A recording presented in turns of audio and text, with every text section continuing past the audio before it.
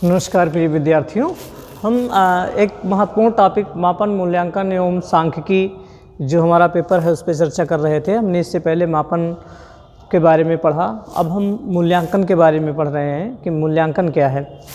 मूल्यांकन जिसको एवल्यूएशन कहते हैं अंग्रेजी में, और जिसका शाब्दिक अर्थ अगर हम संधि विच्छेद करते हुए कहते हैं तो मूल्य का अंकन। मूल्यांकन अर्थात मूल्य का अंकन।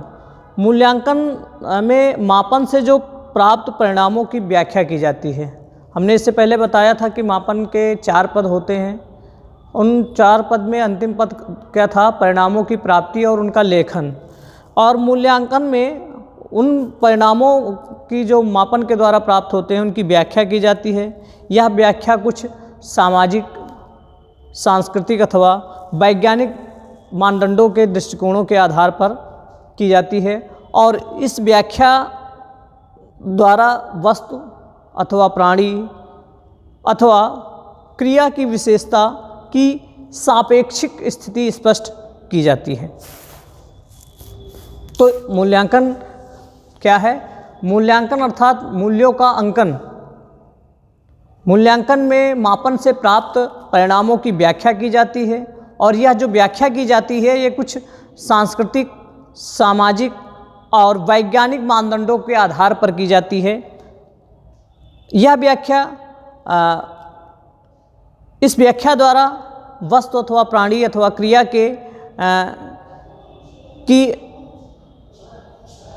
यथा विशेषता की, मतलब यथा विशेषता अर्थात जिस विशेषता की मापन हमने किया है उसकी सापेक्षिक स्थिति स्पष्ट की जाती है। एक डिफिनेशन, एक परिभाषा की बात करेंगे।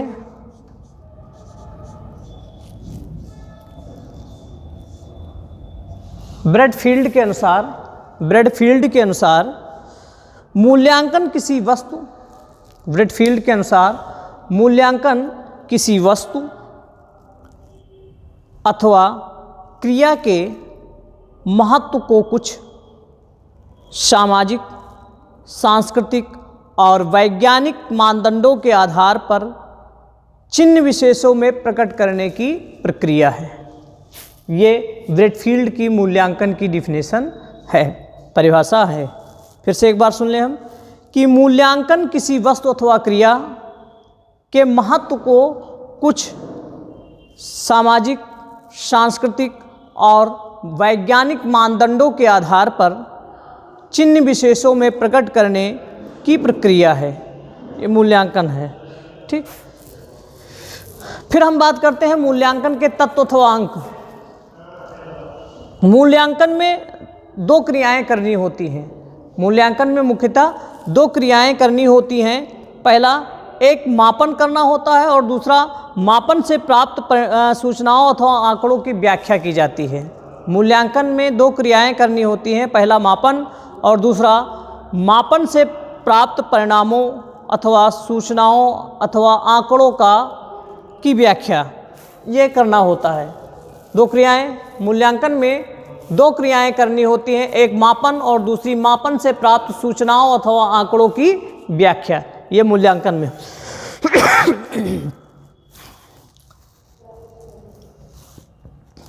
अंग अथवा तत्वों की बात करें अगर मूल्यांकन के, तो सबसे पहला है वह वस्तु, प्राणी अथवा क्रिया जिसकी किसी विशेषता का मापन होना है। सबसे पहला अंग या तत्व क्या है कि वह वस्तु या प्राणी या क्रिया, कोई भी हो, कोई वस्तु हो, कोई प्राणी हो अथवा क्रिया हो, जिसकी किसी विशेषता का मापन करना हो। जैसे किसी की बुद्धि को का मापन करना है, या किसी की लंबाई को, या किसी के भार को, या किसी के व्यक्तित्व को।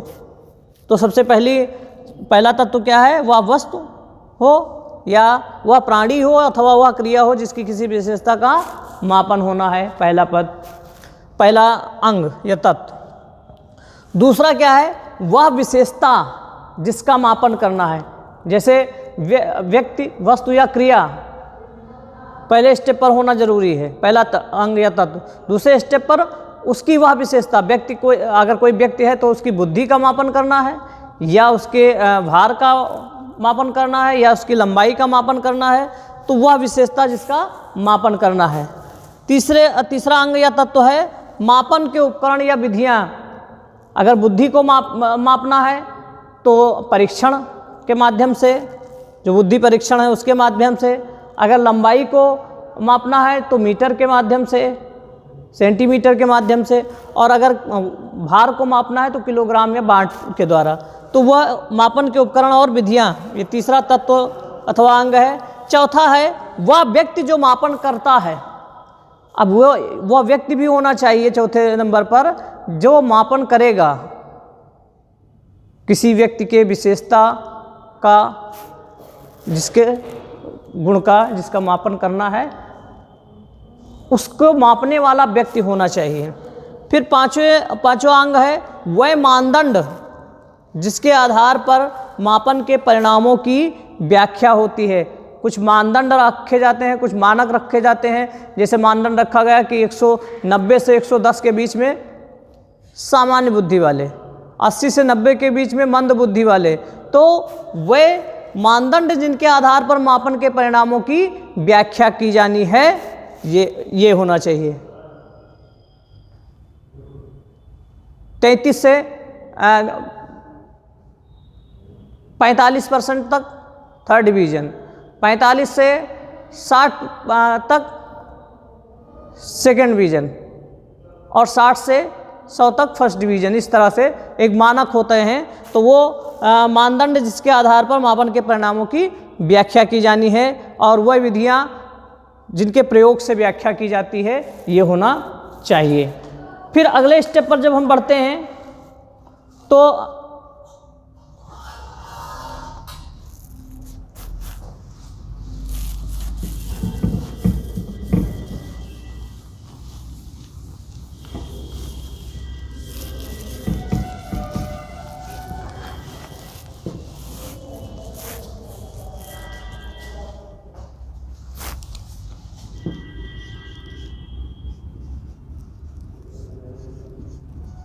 मापन एवं मूल्यांकन। मापन एवं मूल्यांकन। सामान्यतः लोग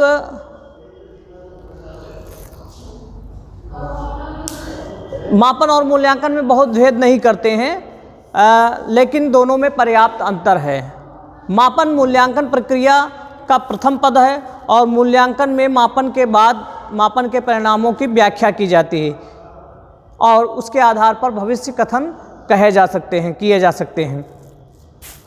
क्या है, एक बार फिर से सुनेंगे कि सामान्यतः लोग भेद नहीं करते, मापन और मूल्यांकन को एक ही मानते हैं, लेकिन दोनों में अंतर है।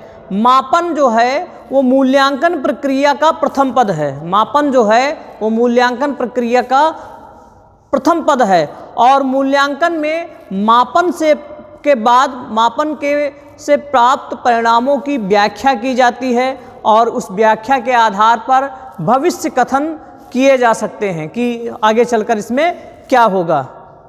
ठीक, ये मापन और मूल्यांकन है। तो एक बार पुनः सुनेंगे कि सामान्यतः लोग मापन और मूल्यांकन में भेद नहीं करते, लेकिन दोनों में अंतर है। मापन जो है मूल्यांकन प्रक्रिया का प्रथम पद है, और मापन के बाद मापन के परिणामों की व्याख्या मूल्यांकन में की जाती है। इस व्याख्या के आधार पर भविष्य कथन किए जा सकते हैं। ठीक, जैसे आप सिंपल शब्दों में समझना चाहें, आप हाई स्कूल का इंटर का पेपर देकर आए। ठीक, इंटर का पेपर दे आए तो आप सिंपल समझ लीजिए कि आपके जो नंबर चढ़े हुए हैं, जो अंक मिले हैं, जो ग्रेड मिला है, जो आपके अंक पत्र का ऊपरी पृष्ठ है, ये मापन है। कहीं H लिखा है, कहीं D लिखा है, D for dictation, H for honest. तो इस तरह से बहुत सारे प्रतीक चिन्ह वहाँ बने हैं। ए ग्रेड का मतलब क्या है, इसकी व्याख्या जहाँ की जाती है कि ये ग्रेड में कौन से आते हैं, बी ग्रेड में कौन से आते हैं, 60% से क्या मतलब है, फर्स्ट डिवीज़न का क्या मतलब है। जहाँ इन सब चीज़ों की व्याख्या की जाए उसी को मूल्यांकन कहते हैं। जो आपकी मार्कशीटों में देखोगे कि आगे अंक लिखे हुए हैं, सिंबल बने हुए हैं, सब कुछ है, और पीछे जब अपने अंक पत्र को पलट कर देखोगे तो उन सिंबल का, उन अंकों का, उन डिवीजन की व्याख्या की गई है कि फर्स्ट कितने पर है, सेकंड कितने पर है, एच का मतलब क्या है, डी का मतलब क्या है, इसकी व्याख्या वहाँ पर पीछे की पेज की तरफ दिया हुआ है। तो उसको कह सकते हो आप मूल्यांकन। जहाँ मापन से प्राप्त परिणामों की व्याख्या की जाए वही मूल्यांकन कहलाता है। फिर हम बात करते हैं वस्तुनिष्ठ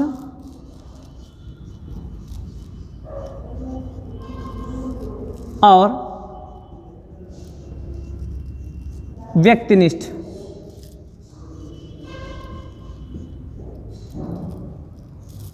वस्तुनिष्ठ और व्यक्तिनिष्ठ मूल्यांकन।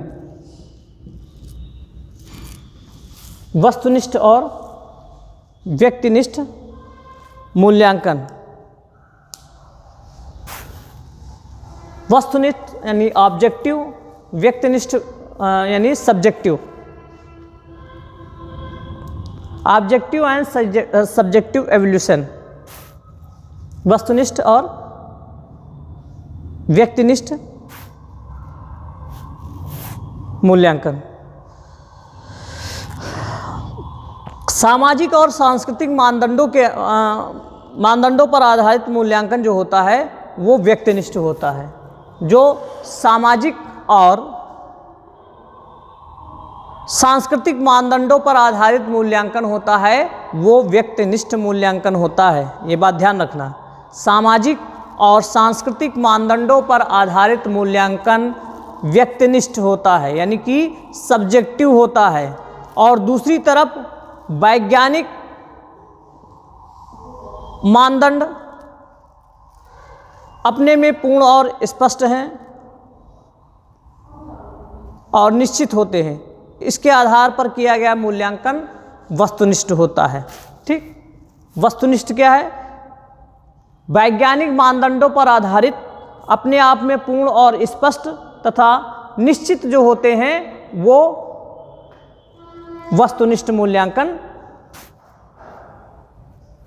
कहे जाते हैं। जो वैज्ञानिक दृष्टिकोण से पर किए गए हैं, जिनका पूर्ण रूप से जिनके मानदंड अपने आप में निश्चित होते हैं, स्पष्ट होते हैं, और उनके आधार पर किया गया मूल्यांकन वस्तुनिष्ठ कहलाता है। और जो मूल्यांकन सामाजिक और सांस्कृतिक मानदंडों के आधार पर किया जाता है उसको व्यक्तिनिष्ठ कहा जाता है।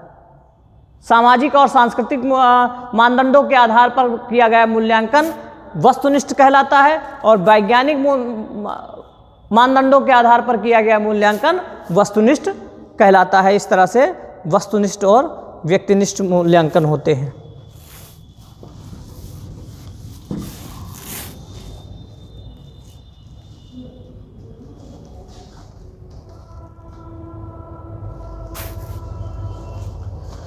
आगे के बारे में हम अगले वीडियो में चर्चा करते हैं।